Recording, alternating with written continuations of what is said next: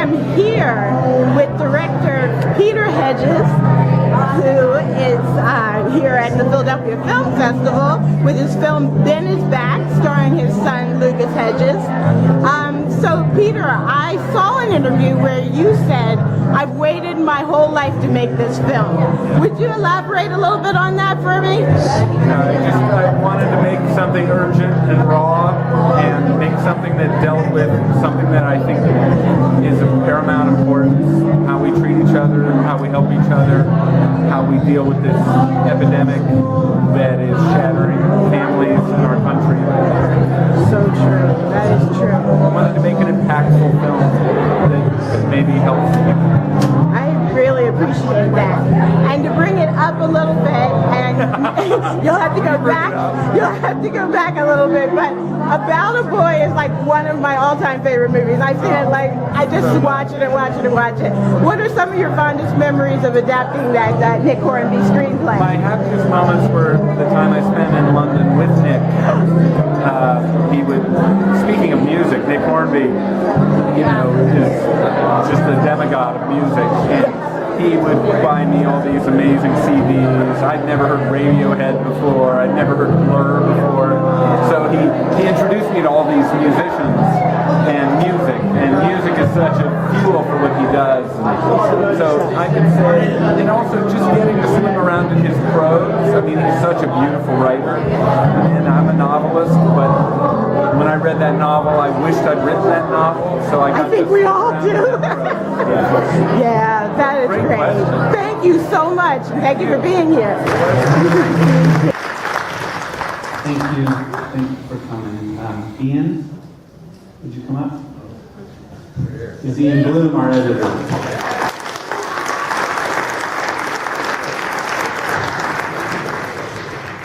So, while Ian's making his way up, yes.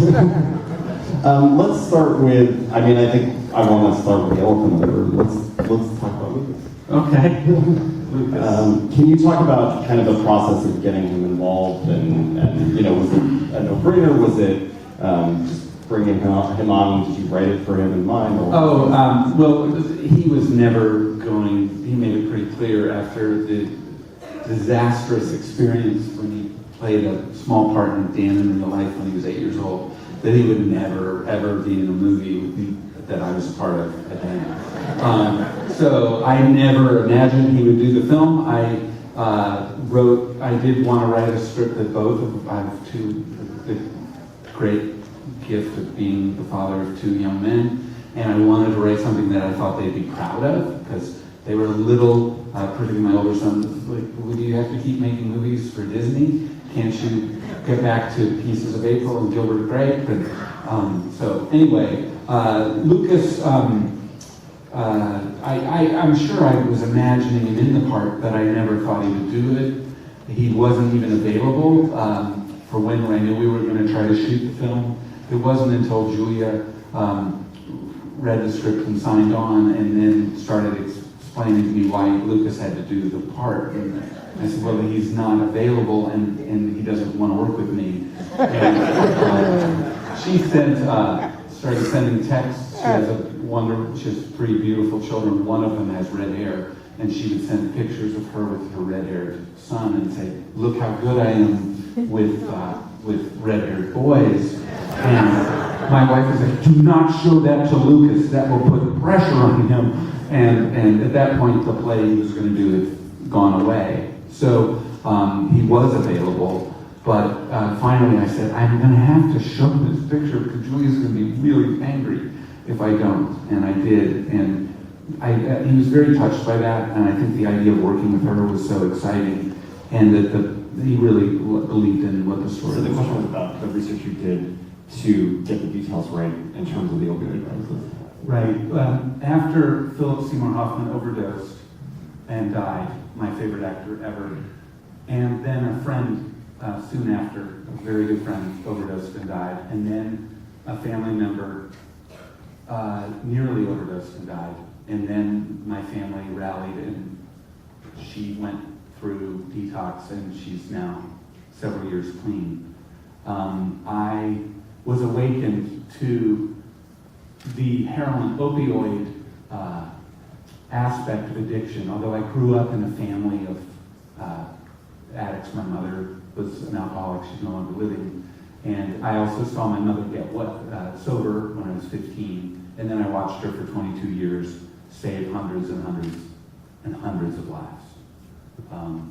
She used to give coffee to people on the street in San Francisco when she worked at the Haight-Ashbury Free Clinic. She was so good at what she did that when she had a heart attack in 1994, I went racing to the hospital at St. Vincent's Hospital in New York to beat the ambulance.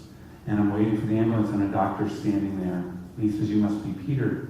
And I said, "How do you know that?" And I think he said, "You must be Carol's son, or you must be Peter." How did you know that? He said, "Well, you look just like your mom." I said, "You know my mom?" And he said, "Yeah. 12 years ago, I was a heroin addict in San Francisco and the Haight. And your mother brought me coffee every morning for 6 months. And one day she said, I think I may have a way to help you. And I got clean and I became a doctor." And he said, "I am now a doctor. 12 years ago, your mother saved my life, and now I'm a doctor in this hospital, and I'm standing here waiting to save hers." So I talked to, I did so much reading, so much research. The older woman in the meeting was the counselor for my family when we went through 2 years of therapy telephonically, while one of my relatives was going through her recovery and is still in recovery. She advised me. We had an EMT people on the set, because I kind of wanted somebody to wake up from a naloxone dose a little differently, a little more cinematically, and I was told that could happen, but be unlikely. It was important to get as much of it right as I could. By compressing the story so it took place over a day, I want to just rage against the pharmaceutical companies. I want to go after doctors. I'm so angry that our prisons are filled with people, particularly minority men and women, who are in jail because they were high or addicted to drugs when they committed their crimes, because we don't understand in our country it's a disease. All of those things matter to me, but I felt like I had to stay, and I used to have some pieces in the movie that were a little more preachy, and we ended up cutting some of them. But it needs to feel as real, because for people who've been through it or deal with it as you do, and for people who don't know anything about it, who say, why don't they just stop? Why don't they just stop? I'm not saying we covered everything, but if this story isn't done with some sense of believability, then there isn't much use for it. So that's what we tried to do. Thank you for your That's question. something I made pretty early on when we were showing the film to people, even if it's in its roughest form, was that this film affects people very differently, depending on their own relationships with addiction, their own familiarity, whether it's personal or a family member or a friend, or whether they have no experience whatsoever. It affects everyone in a very different way. And to pigeonhole the film and make it one thing would be limiting what the impact that it kind of needs to have, especially today.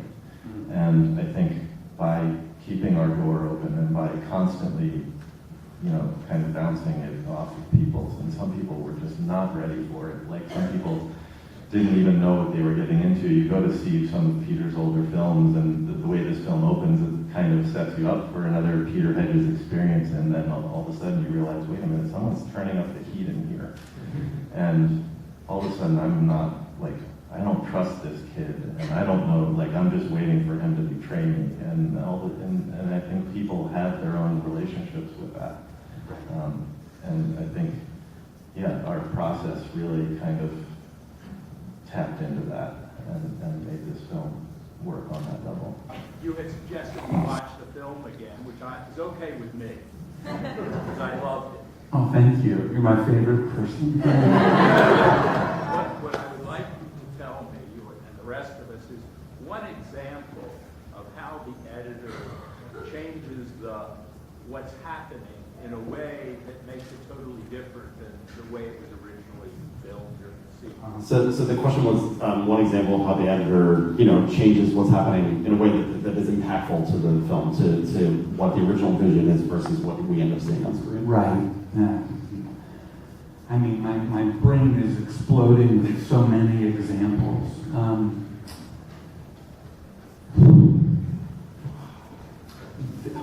I mean, do we want to get into some things were reordered in a very significant way? I mean, what? I don't know where to start on this. I think it's mostly just about unearthing connections. A lot of that was very beautifully written and very beautifully shot. But I think we made a discovery also pretty early on that anything that sort of reminds you that you're watching a movie, it kind of had to. We had to take a good hard look at that because great example. The film it really felt like a was. movie. Certain shots, certain angles. Sometimes I wanted to show off that external challenges you have, but some of it is that you think you need more than you need, and you hopefully are with a person who can see things that I can't always see clearly. And Ian has a great ability. This is a really hard movie to make. I mean, it's devastating day after day to do these scenes. We made it with a tremendous amount of joy. And trust. I want everybody who worked on the movie to feel ownership in it. I don't mind that, if an idea comes from somewhere else other than my own, from me, which is often the case. You just are constant. If the goal is to make the most impactful movie, then it's easy. If it's to make the movie that I need it to be, to validate my inflated sense of myself, that's not so much fun for other people, because then it's smaller, it's a smaller movie. So, a healthy family is a family where you're heard and you're respected and you're seen and you're appreciated and you're safe. And that's what we just tried to do. And I feel like if you're making a movie that's about the human condition or exploring some of the darker, harder aspects of what it means to be alive right now in this hard world, then it's best to find a way to empower everyone involved. And We have time for a couple more. no, we're staying till midnight. I'm going to stay till one person's left. Let's go right here. Yeah. How old were you when you shot Gilbert Grape? So the question is, how old were you when you shot Gilbert Grape? Sir, get those glasses fixed. I'm so old. I started writing Gilbert Grape when I was 23, the novel, and the book came out when I was 28. And I remember this perfectly because I was completely broke. I'd never made more than $7,000 in a year. And then I turned 30 and we shot the movie and I proposed to my wife because I thought I could make a living now. And then we had 2 kids, and if I hadn't done any of that, there'd be no Ben is Back, because there'd be no Lucas, and there'd be no happy marriage. How was it to work with Julia Roberts? Okay. Can you just try to imagine that? Just take a moment. Just go. What's your name? Aaron? Hi, I'm Aaron. I'm Aaron, and I just got a text on 9/11 from Julia Roberts saying, I've talked to my family and I want to do your film. So Matt, just soak that in. Say to yourself, this is the actress that's been my favorite movie star since I was 22 years old. I'm older than she is, or 24, whatever. I mean, she's an amazing artist. She's a great mother. One of the reasons you don't see her a lot right now is she's really a mom, mostly a mom. That's why I thought she'd be great, because this is the best and most complex and fierce and fragile mom I've ever written. It was amazing to work with her. But the hard part is that and Ian knows this, she's like ready to go, take one, right away.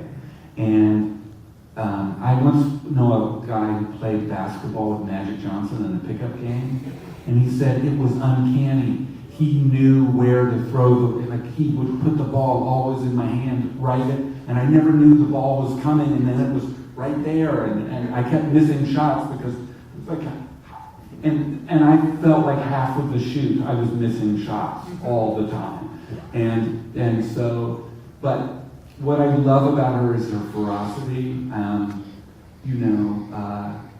She's worked with all the greats, and I'm not that great, and I genuinely mean that. I'm okay with it. She's worked with Mike Nichols and Steven Soderbergh, and so I just tried to keep up.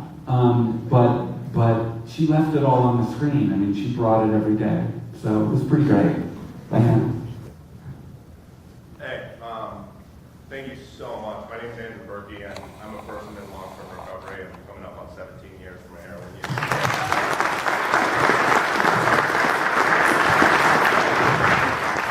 My wife Liz is coming up on 11 years. And so many films about the struggle of addiction, and we both came in really young. It didn't succeed the first time, and we both had moms that were just, this kid's gonna make it or die. And those are the only two possible scenarios, that never gave up even when they were justified to. And I am just, you're gonna go on and win awards. But you remember when you came to Philly and you played this, I mean, the impact that it had on me, I've never watched a film about like the struggle of early recovery like this, and I've never watched a film about the struggle my mom went through. And I had a very visceral reaction. You're amazing. Don't sell yourself short. You're one of the greatest. Exactly.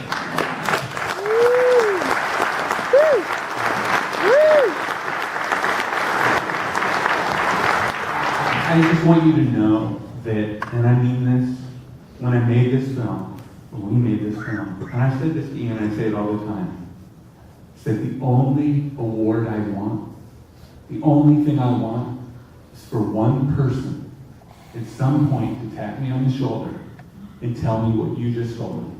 That's all I want. That's it. That's why we made this movie. I'm so deeply touched that for you and your wife, first of all, thank you for being here, and thank you for what you said. I'm deeply moved.